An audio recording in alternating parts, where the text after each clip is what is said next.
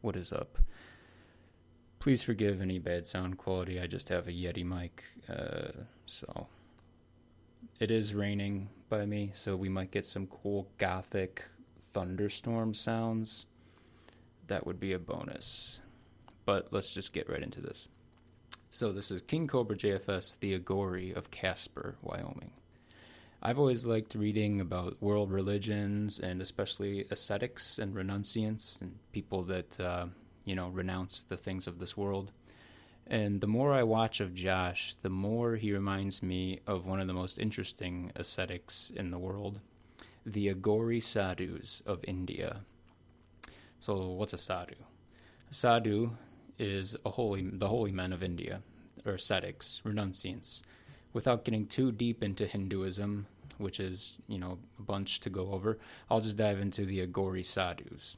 So now the Aghoris, they worship Shiva. Not going to get into the different manifestations of Shiva or the female deities that they're associated with, but let me point out right away that Shiva is often pictured with a cobra around his neck. That's what's up. Also, there is Dattatreya, who is usually accompanied with a dog, and we know that Josh loves dogs. The Aghoris are often mentioned as being more ascetic, more extreme, or in short, going further than other ascetics. Is Josh an ascetic? The question poses itself. Well, he does live a very simple life.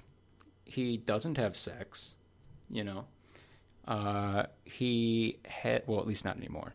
He has a deity he worships, Satan. He has said that he is a minimalist, so not needing too much stuff, thus renouncing many material possessions, and he likes to go against the grain of society. He's outside of society, outside of the things of this world that sort of most people follow and go after and invest themselves and their lives in. Thus, being outside of society, he sort of is like a monk. One could probably make a argument that Josh is like a monk.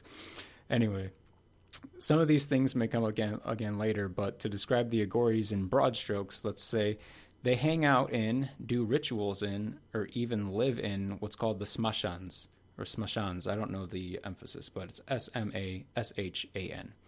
And that is where the dead are burned in India. They cover themselves in ash from the pyres. He likes graveyards, and he's often covered in ash, like involuntarily from his cigarettes. Excuse me, guys. People say that they perform cannibalism and eat what other people would not eat. Josh eats a lot of things that people would not normally eat. They smoke weed. That's what's up. They can drink alcohol. That's most definitely what's up. They drink and eat out of human skulls. Now, Josh hasn't done that yet, but he did have that Jack goblet for a while that was a skull. And another one, too, actually, come to think of it. He has skull goblets that he does imbibe from. More specific things will come up later, but let's see who this following quote reminds you of. In his book, Sadhus, Holy Men of India, Dolph Hartweicker writes, quote, "The Aghoris stand closest to the ancient shamanistic ascetics, who by incantations and witchcraft sought to control ghosts and spirits, and they stand furthest from respectable society, since they transgress all the rules. They drink alcohol, eat meat, even human flesh, it is said, and abuse people with foul and obscene language," unquote. Anyone who's watched Josh will just find their own little things in that. I'm not going to go through each little thing and be like, he did that, he did that, he did that. So we'll go on. He also writes, quote, "The Aghoris' distinctly provocative behavior is another characteristic they have in common with the shamans who communicated by obscene and abusive language, incoherent talk, animal noises, and crying for no apparent reason. This was and is regarded as proof of supernatural abilities," unquote. Now, I will say, I've had this idea for a long time of doing this, and I just did it now after his 9/11 fake crying and his epic meltdown, his most epic meltdown to date. Screaming at his cigarette. I mean, there's videos everywhere. Just watch them. Hartsweeker notes that The way of the Aghori is certainly not a popular form of asceticism. In the same way, I would say that Josh's YouTube career is not a popular form of video, yet for some, it is extremely fascinating. I myself probably watch some amount of King Cobra every day.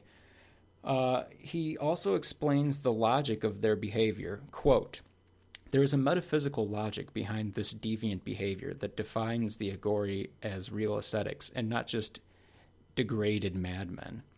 They aspire to a state of enlightenment in which there is no differentiation between opposites and no distinction between the soul and the absolute. The Aghori way of dissolving this metaphysical duality is to insist unconditionally on the common identity of mundane opposites, bad is good, death is life, dirty is clean, etc., and to act this out concretely." Unquote. Josh practices this negation of the distinction between opposites. He eats absolute garbage and thrives. He never brushes his teeth because he sees there is not a difference between clean and dirty, one could say, perhaps. Look at his clothes, chair, and frying pan. He sleeps where he crashes, most likely fully clothed and with his hat on. The hats themselves are a sign of his Aghori-like lifestyle. No one can understand why you would wear such a misshapen, filthy hat.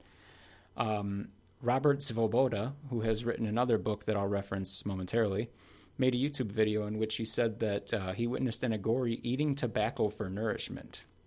Not only has Josh likely ingested a large amount of tobacco over the years inadvertently, but he also smokes Doritos. So sort of that same idea of, negation. What is smokable is eatable. What is not smokable is smokable. Another negation of opposites, namely, smoking and not smoking. So onto that Svoboda book, which was a weird book. I recently finished it. It's called Aghora, At the Left Hand of God. And I put Post-its in the parts that reminded me of Josh. In the book, Svoboda basically has written down the teachings, stories, and explanations of an Aghori named Vimalananda. So all these quotes are basically the words of Vimalananda that Robert Svoboda wrote down and put in this book. So take it for what it's worth. So this is months after I read this book, months after I first had this idea that Josh reminds me of the Aghoris and all these similarities. So this was the first quote I read where I was like, okay, I got to put a Post-it in this and keep the Post-its close by as I finish this book. So here we go. From Aghora, At the Left Hand of God. Vimalananda, the Aghori Sadhu of Mumbai, says, quote, "I don't like rape. It makes me furious." Unquote. So anyways, next Vimalananda is talking about spending time in the smashan, the basically graveyard, where they burn the bodies. Quote, "I used to sit there all day and all night. I would cook my rice in a fresh skull each day without even cleaning out the bits of the brain." Unquote. So, he would sit there all day and night. Josh just sits in his chair all day and night. He's eaten not human brains, pig brains. The skull thing we already went over, and Vimalananda said he would eat it out of the skull without even cleaning it. And Josh doesn't clean shit. His pan makes me want to vomit just thinking about it. His frying pan, that is. Another description of eating the human brain brings me right to one of Josh's cooking videos. Quote, "Aghoris eat human flesh, but not because they have become cannibals. There is a ritual involved. I have eaten human flesh many times. Even my son has eaten human flesh. I used to wait at a funeral pyre until the skull would burst. It bursts with a fine pop. And then I would rapidly, to avoid burning my fingers, pull out parts of the brain, which would be a gooey mass, partially roasted by then, and I would eat it. It was nauseating." Unquote. So Vimalananda even admits that it's nauseating, but just this kind of just brings up images of Josh piling crap upon crap and flipping over a burger that's still cold and frozen in the middle, and then he didn't finish cooking it, and there's just crap on, and he just bites, and then he's biting into half raw burger still, and it just makes you sick.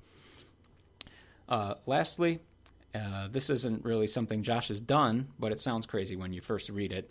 It reminds me of Josh just talking about sucking up his farts, and I can kind of picture him rambling on and on about something like this, in the same way he brags about his dark powers and how he teaches his viewers how to suck pussy and finger the walnut, all that kind of crap.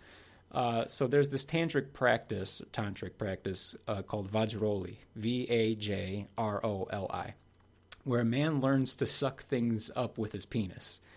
When engaged in a tantric sexual ritual, he can then use his penis to suck up special secretions called ojas, O-J-A-S, while his penis is inside his partner's vagina.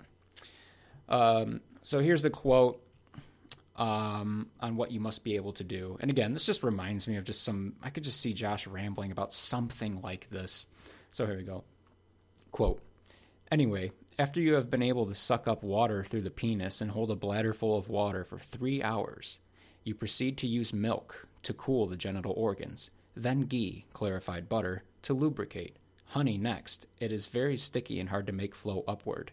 Finally, you do it with mercury, which is extremely heavy. You must use mercury which has been purified and prepared in the tantric way, otherwise it is a deadly poison. When you can hold a bladder full of mercury for 3 hours without spilling a drop, you have reached the level of the first qualification," unquote. He says it's basically the same for women, and then he explains, quote, "A man who practices Vajroli on a woman sucks up with his penis the secretions which ooze out as she gets excited. These oozings further contract the prostate. In fact, they cause to be produced a new type of cell which mediates prostate function," unquote.